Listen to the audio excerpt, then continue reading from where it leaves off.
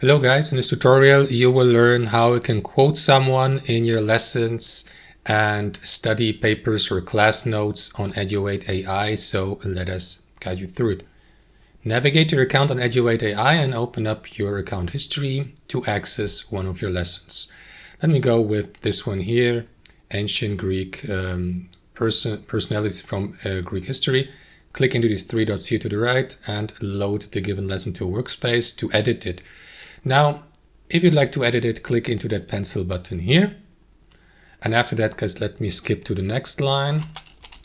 And here, guys, what you want to do is enter your command by typing in or by typing / and then you may go through that list of suggestions and found the quote feature or command, or simply you add QUO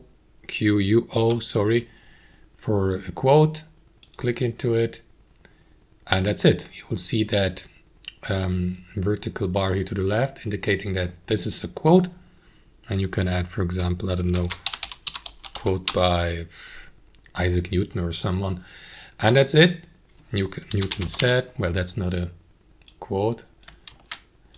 But you get what I mean, guys. Click into that checkmark button here to save your quote. And that's it. Thanks for watching, and I'll see you next time.